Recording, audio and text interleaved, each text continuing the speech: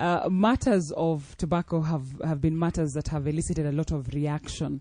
We've talked about them, but at the Kenya Tobacco Control Alliance, their chair here with me, Joel GITALI, joining us. Just say hi to our listeners. Hi, listener. They've had you. So when people think about Kenya Tobacco Control Alliance, what is your mandate? What's your duty? Yeah, first I should say that we are actually changing the name, and it's now Tobacco Control and Health Promotion Alliance. Mm-hmm. We've actually expanded our mandate. We are basically, our origin is trying to ensure that tobacco products are not really consumed in our country. That's why we talk about tobacco-free Kenya. Mm-hmm. So we've seen the various effects of tobacco on health, on the environment, on everything, mm-hmm. and decided that we should join the other people in the world who are actually after promoting the health of human beings. Mm-hmm. And that's why we said our country cannot lag behind. Mm-hmm. And we came up with this organization that brings together all organizations that are willing in Kenya, non-governmental civil society organizations, mm-hmm. that are concerned with the tobacco control and health promotion. All right. So we are an umbrella body. Tobacco control... Tobacco control and health promotion. Yeah, tobacco control and health promotion. So the health promotion, yeah, you see, I'm still getting now to work out because I'm still on Control Alliance. Yeah, you are right, because even up to now... can I say Control Alliance for this show? Yeah, tobacco control Alliance. And health promotion. Okay, tobacco health promotion. And health promotion. Yes. This particular morning in studio. And of course, you can be a part of the conversation and join us on. But a lot of things have been going on, Chair. Yes. I recently was looking at a letter. Yeah. I think it was dated September 2021. Mm-hmm. On it was a BBC expose. Yes. Government must end dirty cigarette business that is killing Kenyans. Mm-hmm. And health advocates in Kenya were demanding that the government take action against cigarettes manufacturers in Kenya, following revelations the company has been using questionable payments to prevent the implementation of life-saving tobacco control policies in Kenya. Mm-hmm. I don't know what would be your reaction. Yeah, this is actually true, and is what we talk about tobacco industry interference. Mm-hmm. You know, we have policies, we have laws, some are international, others are domestic, that are supposed to ensure that the health of Kenyans is protected. Mm-hmm. That's what we term as public health. Mm-hmm. And there is always that conflict between public health and profit. Yes. Where there are those who want to profiteer by selling anything that they can sell to the Kenyans, mm-hmm. but then the consumers are supposed to be protected. Mm-hmm. So we have these policies in place.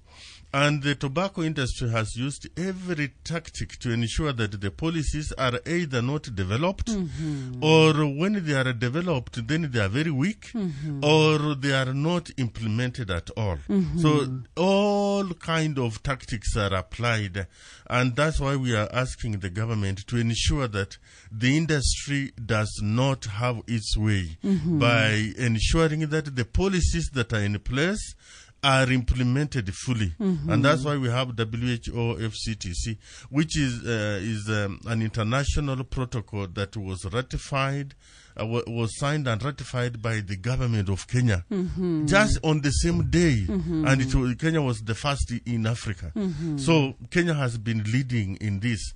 But then, as we have seen in the region, in Kenya here, we had such an expose like the one that we have had in South Africa, mm-hmm. and it was showing how the industry was bribing people that we term as policymakers, mm-hmm. and then high-ranking politicians, mm-hmm. so that they could maybe help them by ensuring that we don't have the right policies, or if the policies are there and then they are not implemented. Mm-hmm. We have had this kind of thing for a long time, mm-hmm. to the extent that even one of the presidential candidates at that time, and who was a member of the cabinet, actually admitted having received funds from BAT.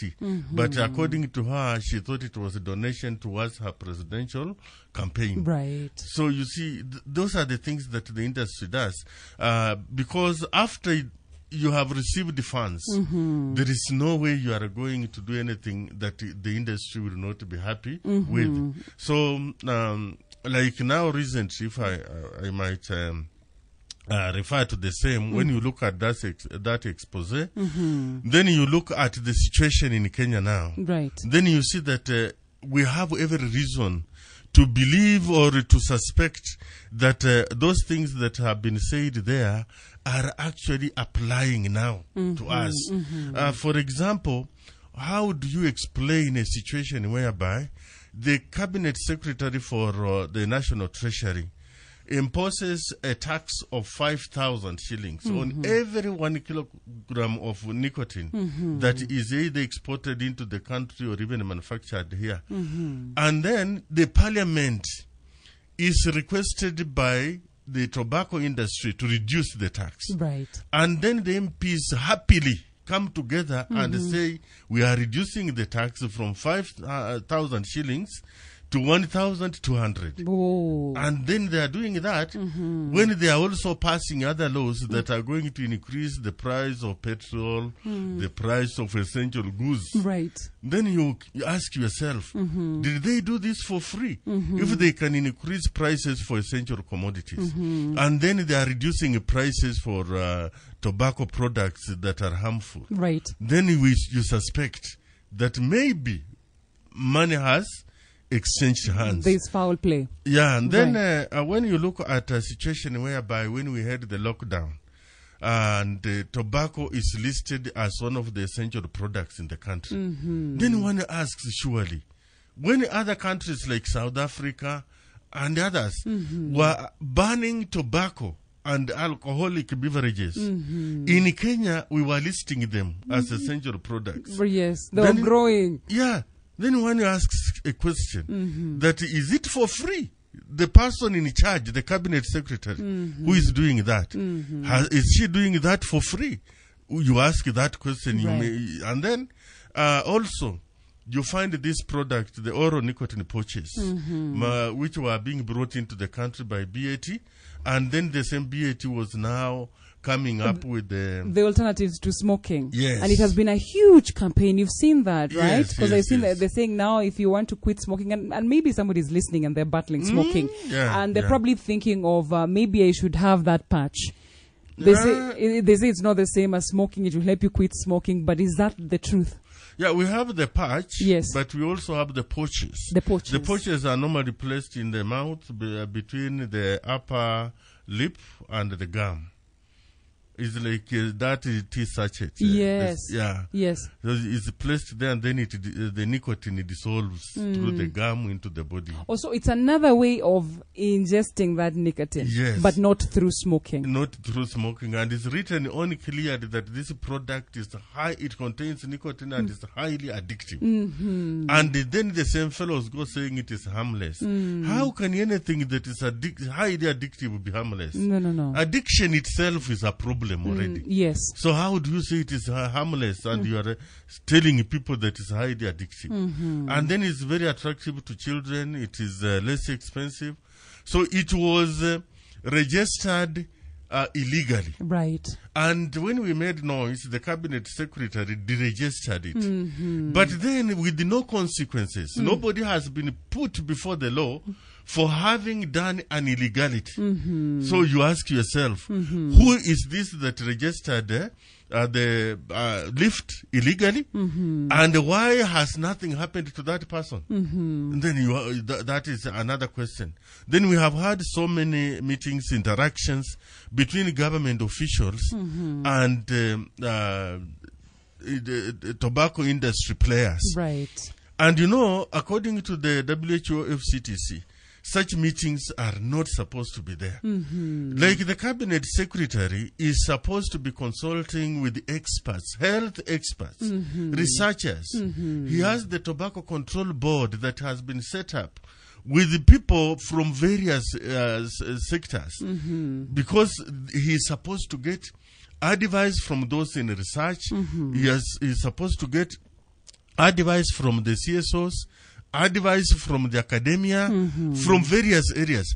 And those are the people he's supposed to have close to himself every time, and then he makes decisions. Right. The idea of him sitting with the tobacco industry to discuss is suspect, because the industry cannot give him the right information. It's true. And he's not an expert in health to say he will get the information and then think through it.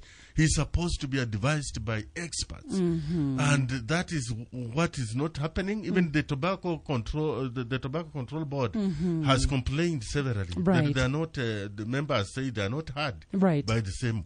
So we need to look at that and ask ourselves, how does it reflect when you look at it through the lenses of the expose? All right. Such kind of things. In studio with the chair, of course, Tobacco Control Alliance Promotion, joining us this particular morning. That is Joel GITALI. And looking at the latest occurrences that need to be revisited, like he's shared with me even off air, some of the things that probably Kenyans may not be in tune with what is happening, but just being able to out these things out. Somebody might wonder, you know, when you talk about non-communicable diseases, like probably lung cancer, you'd find that a great contributor and factor would be smoking. Yes, so when we're talking about tobacco and saying we are hoping that we can live in a tobacco-free world, people might wonder, but you know, but I don't smoke, you know, Chair. I don't advocate to smoking. Maybe leave the ones who have the choices to make the choices and the wrong choices that they want to make. But why is tobacco so harmful that individuals like you and so many others would want to stand against, you know, it's being brought, even if it's through different ways of this one you sip in the mouth? Why would you want to stop tobacco from gaining root, and especially amongst young people? What are the statistics? Yeah, we have that problem, and we are not only looking at tobacco as such, because nowadays we even have these emerging products that have got very adverse effects. And we know that, the number of people who die in the world is about, is over 8 million annually. In Kenya here, we are talking about a figure of about 9,000 people just dying like that. And out of that, we have got more than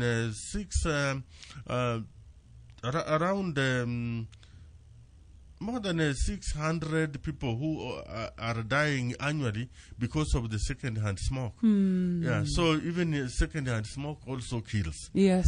And we have got so many problems that people are facing. When you look at the health of those who actually smoke, then we are saying that tobacco kills half of the consumers, of its consumers who use it as prescribed. It is meant to be smoked. It is meant to be used in any other way, but as the consumers use it the way it is supposed to be used, half of them die. That's true. Yeah, so you can see that kind of thing is not it's not something that we are not supposed to be having.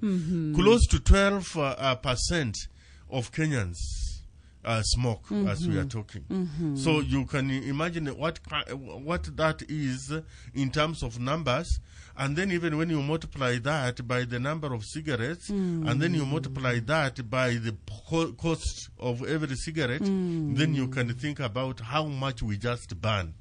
Economically, that is not viable. Right. And then when you also now go into health disease burdens, we are spending a lot of money. You can imagine how much you use to just manage cancer. That's a big loss, both in terms of time wasted by the sick fellow and those taking care of the fellow, and then the medication itself. So we are wasting a lot of money. Out of every one, or rather, we keep talking about tobacco industry giving us revenue. Yes, we do. Yeah, and for every 1 shilling, I think I was getting lost English is not our language. For every 1 shilling that we get from tobacco industry, right, we use 3 to 4 shillings to mitigate the effects, health effects. Right. We are talking about just the health effects. We've not looked at the environment. We've not looked at the economic problems that will face the smokers and even the farmers. So you can imagine how great the loss is. And the people keep on talking about we are getting money, farmers are earning. Those who have stopped growing tobacco and ventured into alternatives have testimonies that they were wasting their land, they were wasting themselves, they were destroying the environment. And these are people who are now healthy, they are getting money, they have food security, among other things. Be a part of the conversation by asking a question or commenting on 0727907907. Do you have a question for Bwana Chair here, Tobacco Control Alliance? You can also be able to go ahead and do that in case in case you're a smoker. Maybe we can also be addressing smokers. You know, they say it's not easy to quit smoking. I beg your pardon, but I don't know what we can do today that we can be able to describe. If somebody is a chain smoker, for example, Bwana Chair, what are the steps perhaps that they can take and go back to being their normal selves, not being addicted to something? I always say, unless you're addicted to Jesus, all of these things are just the vanity. They're all vanity. But that is me because I'm a Christian. And I know some of these things are, when you're looking at them, looking at them with compound eyes. You're seeing all around. You're seeing the economy. You're seeing the health factor. I am seeing the God factor as well. I don't think there should be something that is holding you hostage, that you're a slave to, and yet you're saying it's a good thing. If it's a good thing, why can't it let you go? And the freedom must be cherished by everybody and worked for. Right. If people can can actually even endanger their lives, they can die fighting for freedom. And who are you not to fight for your own freedom? Why do you delight being enslaved every other time? Right. So, as we have said, nicotine is very, very, very enslaving.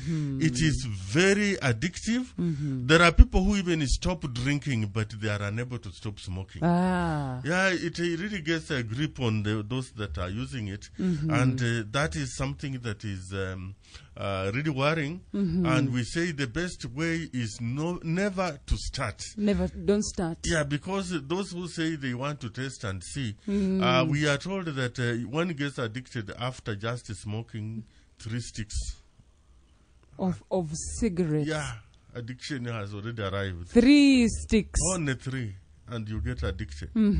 So it's better not to start at all. Right. But in case you have already started, then you must be ready to even face the consequences. We have got withdrawal symptoms, for example, for those who are addicted, whereby you find your body is not yours, you are sick, you can be sweating, you lose appetite, you have got body tremors and all that. You can have so many problems because you are trying to stop this and the body is calling for it. Right. But then, all this you count them the way a lady will talk about labor pains. You know, the labor pains are there, but this lady must have a baby. So you must also go through that and have your baby of being free.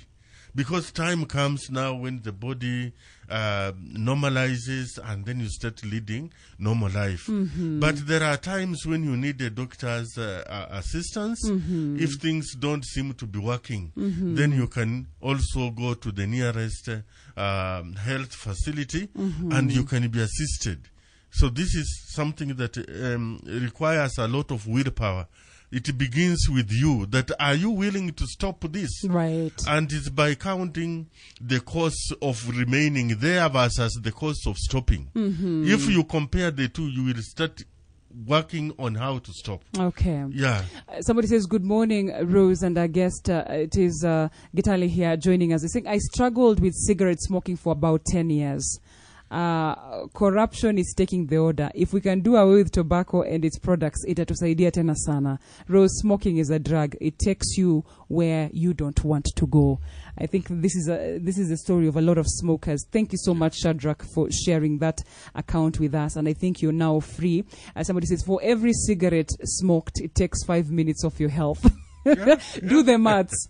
Somebody saying do the maths. On Healthy You today, as we urge you to be better, to watch after your health, because it is so important. You realize that it is the greatest gift you can give yourself. Right. To keep your health. But because you have talked about the occurrences and, of course, a little bit of lack of goodwill from government, what would be your suggestion going forward, government working with organizations such as yours, to be able to rein in on tobacco use in Kenya? One thing we should always remember is that we have laws and policies in the country. In Kenya, we have the WHO FCTC, and you know, every treaty international treaty that Kenya signs becomes part of our constitution. Yes. So it's supposed to be implemented to the letter. Then we have the domesticated version of it, which is the Tobacco Control Act, which is in force from 2007. But then it's not fully implemented. So if it is implemented, for example, we have what we call ban on tobacco advertising, promotion, and sponsorship. Right. Whereby we are not supposed to have any tobacco products advertised anywhere. This we have tried, but of late we are seeing adverts in some of the papers. And then those that are concerned look the other side. Yes. They don't take steps to punish the enforcement. In fact, there is one high-ranking person who we thought we could depend on to really rein in this kind of thing. But the same fellow was asking us that, why are you not making noise? Then we say, we make a noise to attract those who are supposed to act. Who have the power to do something. And now that the one who is supposed to listen to the noise already knows. Why should we make noise? Yes. The person should use the powers invested in them to take action. I hear you. But they are making noise. They are telling us to make noise. You know, it's like a child cries for the mother to take action when in need. But then the mother is telling the child, why can't you cry? Yes. So now you wonder, now, mom, already you know my problem. Why should I cry before you act? Yes. So the government must implement the Tobacco Control Act to the latter. Yes. It is supposed to listen to us as we talk, because we do the monitoring. When we do the monitoring and we blow the whistle, the government must come in and act. But the idea of us blowing the whistle, like now we took a delegation, we demonstrated up to the anti-corruption office. Right. And presented our memorandum when this expose about Kenya was done. We were saying, let those named and the industry be investigated and culprits brought to book. Up to now, nothing has been done, nothing has been said, not even a comment. Right. Now, where do you go? We now did again something like that up to the parliament. We wanted this discussed in parliament. And everything went quiet. So, we are there talking and we are saying the government is supposed to be seen to act. Right. Like those who registered lift illegally. It is the government to punish people. People should lose jobs. We are supposed to see people who do wrong actually facing the full force of the law. Right. For the sake of our children. Right. Because children were away because of the lockdown, schools were closed, colleges, and that year alone, BAT said it registered a profit of 42% over and above the previous year. Right. When every other company was going down, BAT was going high and high. Why?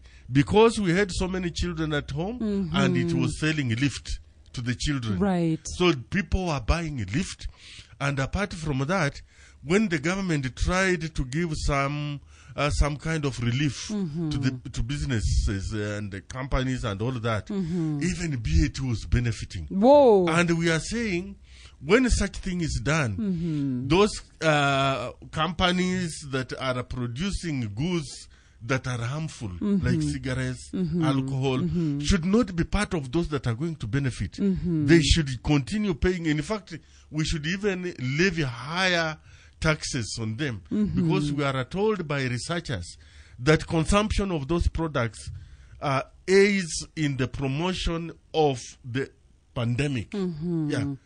So we shouldn't be putting them there. And as I said, somebody says these things are essential. Let them be on the list. Right. So that as they are being sold even to children and all over, as advocates who are supposed to be monitoring, we are not moving. There is a lockdown. But with them, they can move anywhere because their products are essential. Right. What a government? I hear you. Yeah, that's a very, very bad thing. I hear you, and I think you said it. I just wanted to reiterate it. Remember, you're on Healthy You this morning with me, Rose Okinda. It's Dawnbreak Conversational Hour, and I'm joined by Joel GITALI of the Tobacco Control Alliance and Promotions. But at 9 minutes to go to the top of there, you said something that was profound, and I remembered. I also read it somewhere that Africa is the only region in the world where cigarette sales are still growing because the industry is aggressively trying to recruit children. This one, every parent should hear from the comfort of their homes and be worried over the future of their children. We're not just talking about now adults. We're talking about children, having them early on hooked to cigarette and nicotine. Yeah. So that by the time they're adults, they're already number one consumers. Yeah, and you know, these products that are termed as less harmful are extremely bad because they are the they are the gateway. They are the ones that give way to the children. When children start consuming them, they develop that addiction. Now they want anything that has nicotine around them. Yes. So when somebody cheats you that these things are good, because the tobacco harm reduction crusaders, as they call themselves, are really doing the marketing and confusing people. Right. That these products are less harmful. And then they say they are basically made for the adults who want to quit smoking but are unable. So they shift from cigarettes to these less harmful products. Yes. But when you look at them, you find that they are being sold to children. They are being sold online. And you know, it is the children that are online. You can make your orders online. They pretend that they put there somewhere where you say your age. But when they are delivering, they don't even want to think about your age. They don't care about the age. Yeah. So, it is wrong. At one time, we tried to work with the Parents Association, and we were happy that an officer came. But it looked like it was a bit evasive. We couldn't get them anymore. Right. But then this organization, we want to pursue it even further, so that if it is the voice of the parents, then the parents are supposed to be in this fully. We want parents to be there. We want those, even the children's officers all over, to get involved in this. We wanted the police to be involved because initially the enforcement officers were just, we were just using the public health officers. And you know, those ones work during the day. Then at 5, everyone goes home. Right. But we need the police who will work even at night to check on those joints. Like now in Nairobi, we have a big problem whereby shisha has reemerged. Right. And then we have got certain joints where you cannot stop it. Even when the enforcement officers from the county government go there, they receive phone calls to stop what they are doing. Yes. So these joints are owned by people who are mighty. Yes. That people, the leeches that are busy killing our children. I hear you. As they enrich themselves. I hear you. So we need to have that kind of situation whereby the law will be implemented fully. We are going to name and shame some of those joints, right, and the people behind them, because we cannot continue like this. If we shall be killed, let us be killed, but we shall die for a good cause. We cannot continue living in a country that we term as a banana nation just because certain people want to enrich themselves at the expense of everybody's life. That's not proper. They say we only need one person to stand up, and a couple more to stand up. That's it. And then we realize the society that we want to live in. Sometimes we are passive aggressive. People are very good on Twitter talking about these things and on social media and sharing. But when it comes to actually being counted, we tend to stay away. And we think this conversation should be a conversation that continues, Bwana Chair. It should not end here. No, that's as we listen and say, yes, he's saying the truth. Yeah. We are even reaching now our universities, doing some work together. I was going there, further engagements, as your outreach programs and how they look in the near future, what we've been doing lately. That's right. Yes. Yeah. So, that's we are already there.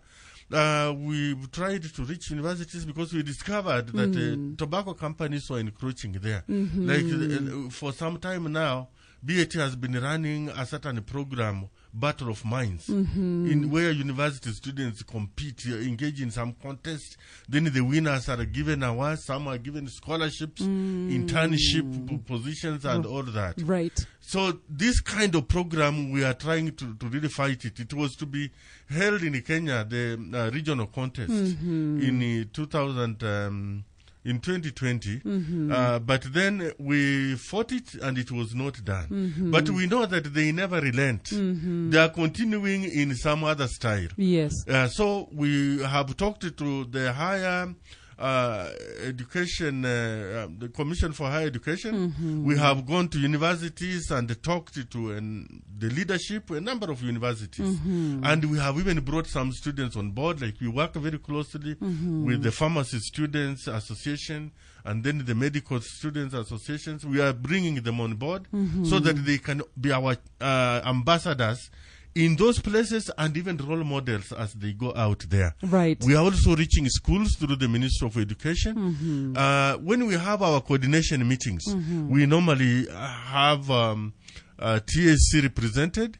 We have the Kenya Institute for Curriculum Development also there.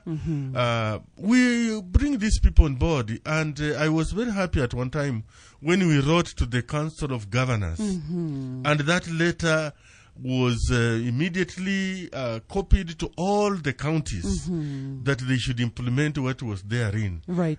Because we discovered some counties were entering some engagements with the tobacco industry. Like we went to Migori and the governor was meeting fellows from one of the companies, and the deputy governor was asking us, what have you brought? These people have brought ABCD. Yes. So, and then in another county, we looked at the list of those things that were supposed to be purchased by the county, and among them, tobacco had been listed, and we wondered, what is this? So, from that time, we've received very good reports from the counties. Right. So we are engaging everybody, trying to engage everybody. But you know, our work is supposed to be not even complementary, but supplementary. Supplementary. It is supposed to be under the ministry. We are not equal, so we can't say even we are complementing. We are just supplementing what the ministry is supposed to do. We have worked very closely with the Tobacco Control Board in the past. Currently, there is some shaky ground because of the leadership. The leader who was there is the professor who was there. I don't know what happened. He just disappeared. So there is some problem with the leadership. But we have worked very closely together. Right. And then we have worked very well with the Division of Tobacco Control at the ministry. And generally, the Public Health Office, currently is the Environmental Health Department, has been so dear to us. We have done a lot of things together. We have moved around with the officials, and they are always open to us. Generally, I can say the Minister of Health has been very, very good. Yes. But we just look at that area where they, besides being good to us, they sort of somewhere relaxed and opened doors to the tobacco industry. The hedges were open. Yeah, so that they were going there, we are going for discussions, we are going to talk, and we were wondering, you can never have those people talking about a common thing. Yes. Never. That's true. They'll be talking things, this one talks tactfully because they have some of the best brains in marketing and all that. Right. And this other side is supposed to be thinking health. All right. So this one are thinking profit. This one are thinking health. The two can never be together. All right. Yeah. Bado mapambano. This is what is coming out clearly. Yes. We must continue to press on, must continue to fight in our endeavor. Yeah. Saying around 65 100,000 children are dying from secondhand smoke. It is critical for us to find solutions to the tobacco epidemic. And let us help. Let us be a help. Let us be part of the solution. You know, sometimes they say, what are they doing? Control board, tobacco, wanafanya nini? Alliance, what are they doing? Wamelala. But sometimes we're saying, but are we doing our part? The question is, are you doing your part as an individual? Let us join hands. Let us make Kenya a tobacco-free Kenya. Yes. Because that is the Kenya we want. Yeah. That our children will not be corrupted going forward. I know I have to leave you because you're going to our sister station. Yes. Where you're going to speak Swahili there. That's right. Thank you all so the much. best. You told me you're a Swahili teacher. Yeah, I am. Thank you. Asante sana Bwana Chair. GITALI. Joining us right here on Don't Break Conversational Hour. Monica Kamukwa is just here breathing down my neck. I know she wants to read news at this particular time. Shadrach unasema Rose and Mr. Chair. Hii kazi ni ngumu because even the police use the products. And when it comes to enforcing, it has become. I remember there's a time. Sorry, I just had to say this before I let you go. There's a time they were saying there was designated places for people to smoke. Even that one didn't work. Do not smoke. They said now, if you're determined to do it, how about you do it far and do not harm us who don't smoke? But I still pass people who are gushing that smoke. It's coming my way, and they don't give a care in the world. That's a problem. It is a problem. A big one. So the problem is huge. It's huge. But let's start to. Even those smoking areas are also hazardous. If you go to town around there, the place is bad, and yet we have other buildings around. Right. So it's not good at all. Bwana Chair, I will let you go. Come back again. I will. All right. It is 90.7 Truth FM, where truth is always worth finding. And, of course, my name is Rose Okenda, walking with you all the way to 9 o'clock later this morning as I make way for Monica Kamukwa standing by. Don't Break, the breakfast voice of the city, and it is a Truth Worship Wednesday edition.